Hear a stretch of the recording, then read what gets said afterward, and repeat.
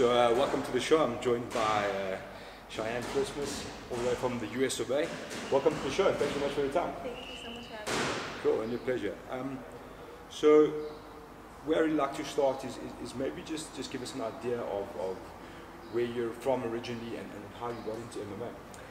How I got into MMA and where I came from. Okay. How I got into MMA, I started at Taekwondo by the age of 3. And I transitioned into MMA when I just turned about 15 years old. I watched my first UFC fight with my family, and it was something that it really intrigued me, and I got into that very young. And I took my first fight 4 days after my 18th birthday here, and now here I am 23 and on my 3rd professional fight. Okay, so you're obviously about to make your UFC debut. So just talk us through how that all came about. You're training out of Extreme Couture in the USA, yes. in Vegas. So how did you go from competing in USA to competing in the UFC? So I actually came here to be with my boyfriend, JB Bays. He's actually the UFC bantamweight champion. Sure. I came here to be with him and train with him and the team here at Apex under Coach Juan. I've been here for about 7 weeks now. So actually, it's a funny story how it came about me fighting for UFC. We were actually in a coffee shop and we were getting ready to go watch our friend Cam fight for UFC in Sun City. And before we left, we were sitting chatting, and I overheard them talking about how there was a card October 6th.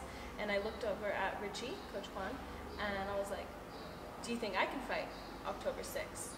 And he looked at me, he's like, do you want to fight? And I was like, of course I want to fight. And I was like, I'm in shape, I'm ready, I stay ready, let's fight. And he was like, okay. He made one phone call, and next thing you know, I went to EFC event. I met the matchmaker, all them, and I told them, give me any girl, any weight class, I don't care, I just want to fight. And next thing you know, they got me a fight, so here I am. Okay, fantastic, man. And you've competed, obviously, in America, I think, as an amateur at LFA. Where else did you compete, and just brief us through your fighting career so far? So as an amateur, I actually traveled a lot. So I'm born and raised in Tampa, Florida. I fought all over Florida. I fought in Miami. I fought in South Carolina, North Carolina. I fought in Vegas plenty of times as an amateur. And that's actually why I ended up moving to Vegas, was as an amateur, we don't get paid. So sure. It wasn't cheap flying all the way across the country to go compete. So that was like my amateur career. And then my first professional fight, I actually fought under LFA, Legacy Fighting Alliance. And then my second professional fight was actually for Invicta, who I actually ended up signing a contract with.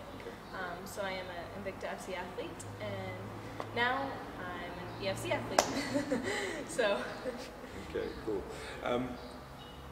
You say you're still under contract with Invicta. Yes. So is this going to be like a one and done with the EFC, or do you have a long-term kind of plan here? No, I'm actually doing a contract with EFC, so I'm actually going to probably fight for them as well in December. I'm not going to give out any details.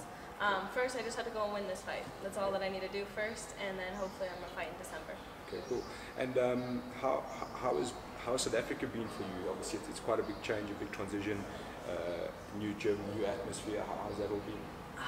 I like it. I mean, I'm willing to come here full time, so I'm not going to say anything about that right now, but I love it, and my boyfriend's great. He's very motivated as well, so we help each other. So it makes things a little bit easier to wake up in the morning and go do what we have to do. We give each other a lot of trouble every day on the mat, so it's quite fun to be here with him.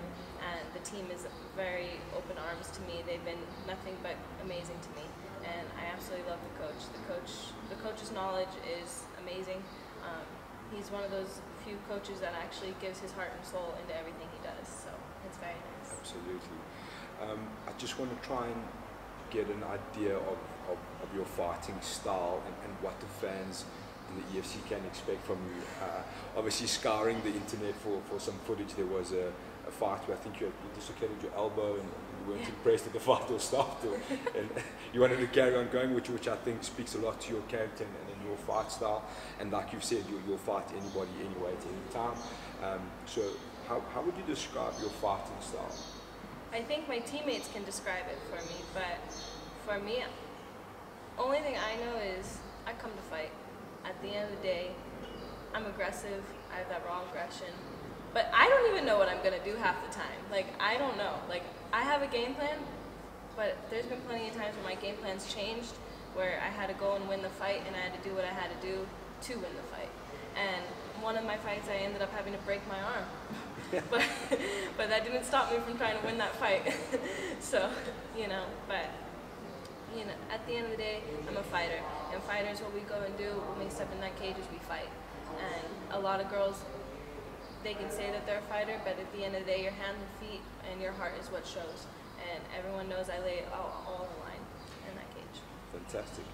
And what would you say the EFC fans can expect from you on Fight Night? They can prepare for a show. My new opponent, come ready. That's all I know. I'm ready to fight. I feel mean. I feel ready to go. Respect to my new opponent for taking this fight 10-day notice. Much respect to her. But at the end of the day, a new opponent, same result. I'm getting my hand raised. Absolutely. One of the things I wanted to ask you about your manager, stroke mentor, Misha Tate. What is that like, having someone like that? Obviously, she's one of the pioneers of women's MMA around the world. Amazing athlete, and from what we can see from the side, she's really invested as a mentor to a lot of young ladies like yourself. So just talk us through what that's like, having someone like that in your corner. She's amazing. She is my manager, but she's also my friend. Sure. So, growing up, my parents, my dad especially, he's always been my biggest supporter, and he's always said, whenever you find a manager and whoever wants to manage you, you make sure that they have your best interest for you. And the biggest thing was when Misha came to me and told me she wanted to manage me, I knew right then and there she had my best interest. I don't think Misha Tate, who was the UFC bantamweight champion, would want to manage a female athlete that she didn't want to invest in or have trust in. And her being my friend, my heart knew to say yes, and ever since I've been with her for a year now. I have 2 more years under my contract, hopefully more. Me and her both said we hope to stay together for a while.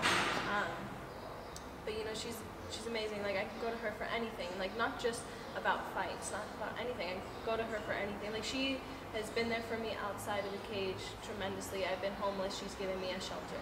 Like, she's given me a home. She's given me food when I had nothing. Like, she really is one of the few female athletes in the UFC, or even in the sport, or any sport that I can say has a heart of a champion. And I'm very grateful to have her. Amazing, man. So obviously you've gone from a massive gym in the States to a massive gym in Africa. Is there anything that you can pick apart and say there's a major difference between the two coaching styles or anything like that? So my gym in Las Vegas, I absolutely love my coaches and I miss them dearly. But the thing is with Vegas is, the cool thing about Vegas is we get a lot of different people to come in, and especially being in the fight capital of the world, that's our biggest positive there, is we have famous people. UFC fight, we have like 50, 60 people on a mat at once. So that's the best thing about that. The coaching staff is amazing. My striking coach, Sugar Ray Seppo, he's a 6-time world kickboxing champion, 3-time Hall of Famer. Then you have Dennis Davis, who was a 6-time, I think, MMA world champion, back in the day. And then we have Eric Nixick, who runs the gym. We have Randy Couture, who everyone knows who Randy Couture is. So it's a lot of knowledge as well. But then when I came here, what the cool thing was is we have one coach with the knowledge of everything. And that was something rare to find.